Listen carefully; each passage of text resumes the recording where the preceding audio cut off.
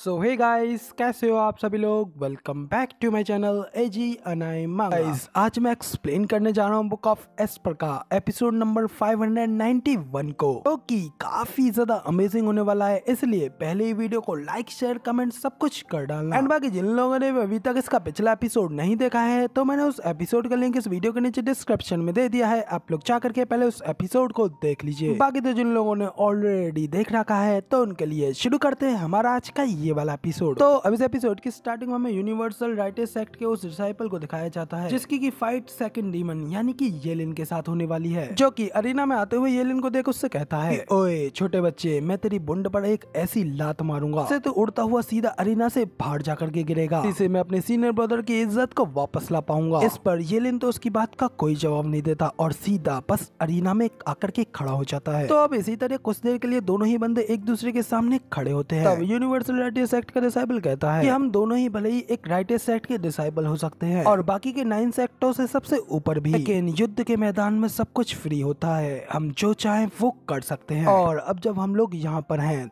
तो अपने आप को बिल्कुल भी होल्ड बैक नहीं करने वाला। जबकि इधर येलिन भी लाइक अबे क्यों बोर कर रहा है, अपने इस एक्सप्रेशन के साथ में येलिन तो उसकी ओर ध्यान भी नहीं दे रहा होता। जबकि येलिन के इस तरीके के एटीट्यूड को देख करके तो वो बंदा और भी ज्यादा भड़क जाता है और गुस्से में चिल्लाते हुए उससे कहता है कि तू बास्टर्ड कमीने, ये तू बिल्कुल भी मत सोचना कि तू अल्टीमेट सेलेस्टियल सेक्ट से है तो तू इतना ज्यादा हाई और माइटी एक्ट करेगा, क्योंकि इस स्टेज के ऊपर आज तुझे कोई भी नहीं बचा पाएगा। कहते ही वो अपनी पावर को दोनों हाथों पे कंप्रेस करता है और नीचे जमीन पर अपनी उन पावर्स को रिलीज करता है। इसी के साथ में एक गोल्डन कलर की लाइट पूरे अरीना को घेर लेती है और एक सील्ड सी बना करके येलिन को घेर करके उसके ऊपर काफी ज्यादा प्रेशर डालने लगती है, जिस वजह से येलिन के ऊपर भी वो ग्रेविटी प्रेशर आने लगता है। और फिर हमें दिखाया जाता है कि उस बंदे की वो एनर्जी बड़ी सी सील्ड बन करके येलिन और पूरे अरीना को घेर लेती है। उस बंदे का ही एक अटैक होता है एलिमेंट सोल ग्रेविटी, जिससे कि वो बंदा अपने बैरियर के अंदर काफी ज्यादा ग्रेविटी प्रेशर को बढ़ा सकता है। इधर यानमो भी उसे कहता है उस बंदे के पास एक एलिमेंट सोल, एक ग्रेविटी सोल होने के नाते वो बंदा अपने इस इथेरियल स्टेज के लेवल के साथ में एक काफी ज्यादा स्ट्रॉन्ग कैरेक्टर है। और अब उसने अपनी इस पावर के साथ में उसके ऊपर अपना प्रेशर डाल करके येलिन की स्पीड की पावर को पूरी तरीके से क्रिपल कर दिया है। इसके अलावा इस लड़के के अंदर सिर्फ स्पीड ही एक ऐसी चीज थी जो कि सिर्फ इसके बारे में मुझे अजीब और वियर्ड लगी थी। जबकि इधर वो किंग तो उससे कहता है, मेरे जूनियर ब्रदर के सामने इस तरीके से अपनी सोल फॉर्म को निकाल देना वाकई में बहुत ही ज्यादा खतरनाक और सुसाइडल है और लगता नहीं है कि अब वो बंदा बच पाएगा। तब हमें उस बंदे की ओर भी दिखाया जाता है। तो येलिन को इस तरीके से अपने अटैक में कैद होता हुआ देख करके काफी ज्यादा खुश हो रहा होता है और जोर जोरों से हंसते हुए उससे कहता है कि क्या हुआ, अब क्या हुआ तुम्हारी उस तेज गति का, क्या तुम अब बिल्कुल भी नहीं हिल पा रहे? तुम भले ही काफी ज्यादा फास्ट हो सकते हो लेकिन मेरे सामने तुम बिल्कुल बेकार हो, तो इसी तरह तुम अब खत्म होने वाले हो। अगर तुम चाहो तो अब भी मेरे सामने अपनी जान की भीख मांग सकते हो, मैं शायद तुम्हें ना मार करके तुम्हारी जान को छोड़ भी दूं। जबकि येलिन तो अभी भी उस बंदे की बकवास को सुन कहता है, बंदा अभी भी मुझे कोसते हुए मेरे बारे में उल्टा सीधा कह रहा है। येलिन काफी ज्यादा गुस्सा हो जाता है और अपनी एक उंगली से सिंगल फ्लिप बनाता है,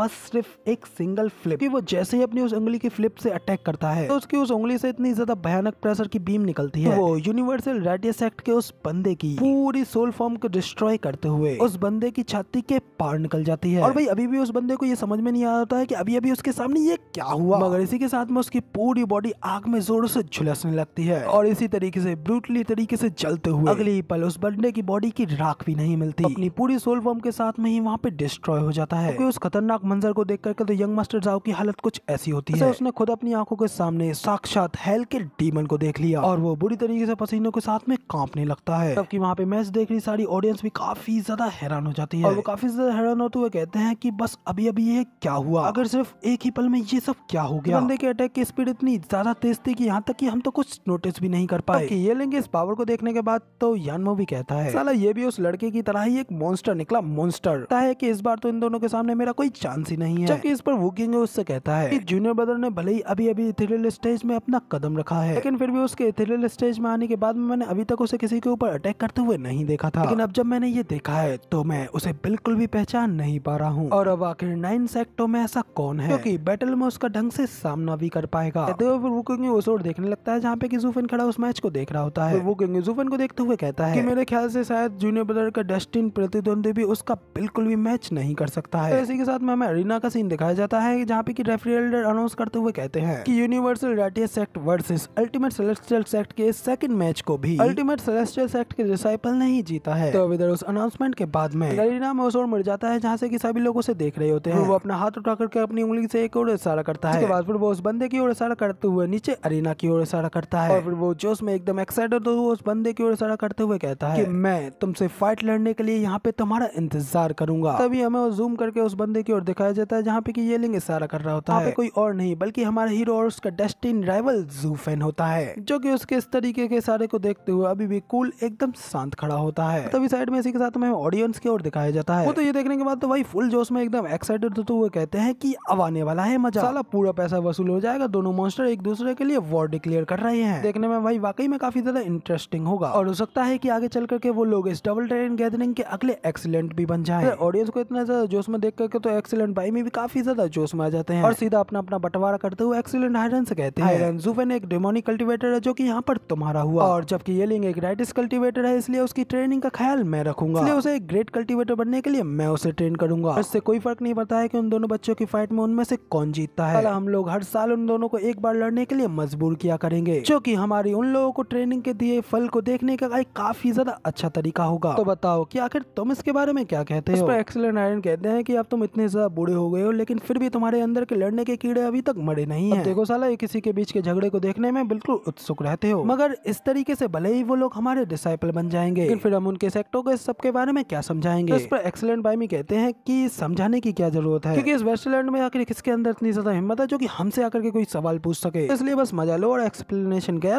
तेल लेने। तो इस पर एक्सीलेंट हायरन कहते हैं कि ऐसा करना बिल्कुल ऐसा लग रहा है जैसे कि हम उनसे दिन दहाड़े उन्हें लूट करके उनसे कुछ ले रहे हैं। हम दोनों लोग इस वेस्टलैंड के लीडर्स हैं, लीडर्स। तो क्या हम लोगों को इस तरीके का गंदा काम करना बिल्कुल भी शोभा देगा? इस पे एक्सीलेंट बाई के असली कैरेक्टर के बारे में तो हमें अब पता चलता है। एक्सीलेंट हायरन से कहते हैं कि ऐसा हमने अब तक इसलिए नहीं किया था क्योंकि अभी तक इतना योग्य हमें ऐसा कोई भी नहीं मिला था जिसके लिए हम लड़ मर जाएं, और अब जब हमें उनमें से दो मिल चुके हैं तो थोड़ा बहुत मजा करने में क्या ही दिक्कत है। मैं तो उस बच्चे को अपने लिए रिक्रूट करने के लिए बिल्कुल भी पीछे नहीं हटने वाला। आप बताएं एक्सीलेंट हायरन, क्या आप इस तरीके से उस बच्चे के ऊपर गिव अप कर देंगे? तो इस पे एक्सीलेंट हायरन भी अपना एकदम लालची बड़ा फेस बनाते हुए कहते हैं कि हो बिल्कुल भी नहीं, और फिर इसी के साथ में वो दोनों ही लोग एक दूसरे को देखते हुए वहाँ पे जोर जोर से हंसने लगते हैं। लेकिन फिर इसी के साथ में हमें ज़ूफेन की साइड का सीन दिखाया जाता है जहाँ पे कि ज़ूफेन खड़ा होता है, जो कि येलिंग के उस फाइटिंग स्टाइल को देखने के बाद ये जान चुका होता है कि आखिर उसका मास्टर कौन है, इसलिए वो येलिंग को देखते हुए कहता है कि उसके पीछे का वो सीक्रेट बीस्ट 5 सीक्रेट बीस्टों में सबसे ज्यादा हिंसक और डिस्ट्रॉइंग ड्रैगन एंसेस्टर है। इसके बाद में फिर ज़ूफेन उसके बारे में बताते हुए अपने मन में कहता है कि वर्ल्डिंग गुनपेंग ने उसे एक सॉफ्ट यिन फ्लेम दी थी जो कि है द असुरा ब्लू फ्लेम, जबकि ये डिस्ट्रॉइंग और हिंसक गोल्डन फ्लेम एक स्ट्रॉन्ग यान फ्लेम है। और जब इथेरियल स्टेज के साथ में इसकी सोल को कंबाइन करने की बात आती है तो सबसे अच्छी चीज एक सॉफ्ट फ्लेम होती है, लेकिन जब बात इस स्ट्रॉन्ग फ्लेम की आती है तो ये फाइटिंग के लिए सबसे ज्यादा बेस्ट और डिस्ट्रक्टिंग है, जबकि असुरा फ्लेम फाइटिंग पावर में काफी ज्यादा कमजोर होती है। लेकिन उसकी जगह पर मेरी पर्पल लाइटिंग उसकी पूरी भरपाई कर देती है और मैं उसकी गोल्डन फ्लेम के अगेंस्ट एक क्लैश के लिए अपनी पर्पल लाइटिंग का यूज कर सकता हूँ। लेकिन मेरी बॉडी के अंदर की पावर्स में इतनी ज्यादा गड़बड़ियां हैं, लेकिन अगर मुझे वास्तव में लड़ना पड़ा तो मुझे लगता है कि मैं फाइटिंग में पर्पल लाइटिंग का यूज अपनी असुरा फ्लेम की तरह अच्छी तरीके से नहीं कर सकता। इस सब चीज के बारे में सोचते हुए फिर इधर ज़ूफेन अपने सिर को पकड़ लेता है और आगे कहता है मेरे पास 9 सैनिटरी सीक्रेट रिकॉर्ड यानी कि बुक ऑफ एस्पर की पूरी नॉलेज है, जो कि अब तक का सबसे ग्रेटेस्ट सीक्रेट है। फिर भी मैं अभी तक एक मजाक वाले जोकर के ट्रेडर के अलावा और कुछ भी नहीं हूँ। उधर वेनेवलियान भी ज़ूफेन को इस तरीके से परेशान तो देख रहे होते हैं और कुछ भी नहीं कहते हैं। इधर बाकी के सभी लोग भी ज़ूफेन के आने वाले इसी मैच के बारे में ये सब सोच ही रहे होते हैं, और इसी के साथ में यहाँ पे हमारा सीन चेंज होता है और हमें फिर कुछ देर बाद का सीन दिखाया जाता है जहाँ पे कि ज़ूफेन इसी सब चीजों के बारे में कुछ सोच रहा होता है। फिर अचानक से वेनेवलियान का सर्वर का बार टूट जाता है और वो ज़ूफेन से पूछते हैं ज़ूफेन आखिर तुम अभी तक किस चीज के बारे में इतना ज्यादा सोच रही हो, ताकि अब यूनिवर्सल रेडियस सेक्ट और अल्टीमेट सेलेस्टियल सेक्ट के बीच का मैच भी खत्म हो चुका है। कुछ ही देर में हेलियन फ्लेम और अल्टीमेट सेलेस्टियल सेक्ट के बीच का मैच स्टार्ट होने वाला है। तो वेनेवलियान की ये बात सुनकर तो ज़ूफेन भी अपनी सोच से बाहर निकलता है और फिर सामने की ओर उन दोनों के मैच की ओर देखते हुए कहता है कि ओह ये तो वो दोनों हैं। इसके बाद हमें दिखाया जाता है कि यानमो और वुकुंगे वो दोनों ही अरीना में एक दूसरे के सामने खड़े होते हैं, और अब अगले एपिसोड में हमें यानमो वर्सेस वुकुंगे की फाइट को दिखाया जाएगा। इस साइज से आप लोगों को आज के एक्सप्लेनेशन में थोड़ा सा अलग लगे, इसलिए कमेंट करके बताना कि आखिर आप लोगों को कैसा लगा।